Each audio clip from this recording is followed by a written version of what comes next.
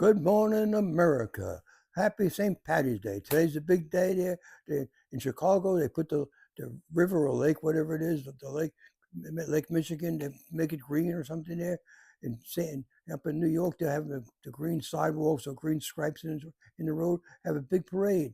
There's a big parade coming up and everything there for St. Patty's Day and everything. And my mom, I'm 100% Irish, okay? My mom and dad came from Ireland, and when they came from Ireland, before they got on a boat, they get checked out to make sure there's nobody holding them, no court action, nothing going on, no liens or anything, that they're all okay to go on a boat and leave the country and everything. They get checked out, everything's okay. So then they're all right and everything, and they're stable minded and a good physical health. They make sure you're in good shape and everything. And then they pay you on a boat. It was like $30 to pay to stay down in the bottom part of the boat and everything, and $50 to stay upstairs. I know my dad went upstairs, my mom went down. They didn't meet each other then, but they had a good ship over. They talked a lot and everything. But it was crowded and it was very bad conditions and everything. And a lot of people got sick on a boat because of just a bunch of people on a boat and they're all coughing. They're in the right kind of air and everything. So then they stop at Ellis Island. You get checked out before they even get into this country. They get a physical there and everything.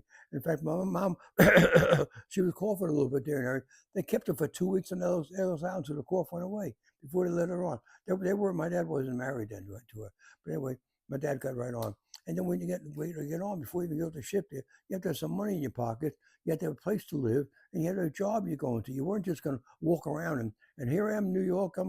I'll find a place to sleep on the sidewalk. No, you're going to go to work, and you got a place to live, and they all have places to go. They had friends or family where they're going to go to, and that's what they did. They stayed with friends, but they got a job within a day or two. They were working. These Irish people, well, not just the Irish, all the people came from Europe. They went for a job right away. They were right away were looking for a job. Like the Italians were very good carpenters and everything. They went right away for doing brickwork, doing this. They all went to work right away. There was no fooling around. They went to work. They got a night's sleep and they went to work. That was it. They went and then earned their income, and they all had places to go to and everything, friends to live with and everything, and they all built up to be something. My dad got a real good job at first and everything, and he went to it before long. He was supervised at doing very well, and and there was no need of any kind of welfare. There was no such thing. There was no handout and everything. Now you got people coming over. These people could be escape convicts. They could be on probation. They could be running away from a wife and a couple of kids and stuff like that. And we don't know who they are. They have no ID, no nothing. They even vote with no ID, so they can vote with no ID. You can vote 10 times.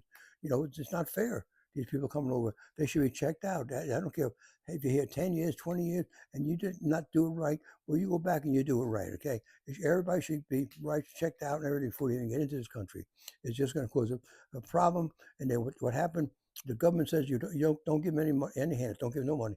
But see, the mayor and the governors of these different states, they give them the money they give the money, they take it off somebody else. So here, some American family that the husband's disabled or he's gone somehow, passed away, or something happened to them and everything, and they need money. We don't give it to our own people. We don't charity begins at home. Well, not here. We don't help the poor people in the United States, the poor Americans that put their parents and their loved ones, they put their back to work and they pay taxes and did this, that, everything.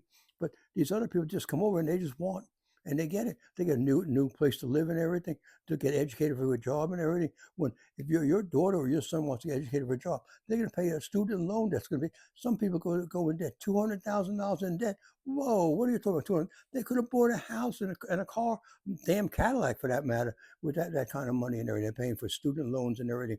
It's not right. The education should be free.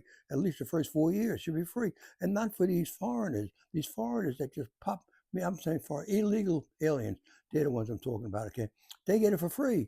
That's not right. They should pay. They shouldn't be here in the first place. Goodbye, get out. No room for you. We can't afford you. Okay, we cannot afford you. All right. Hey, please subscribe to my channel. Okay. Thank you very much. Have a real good day. Bye bye.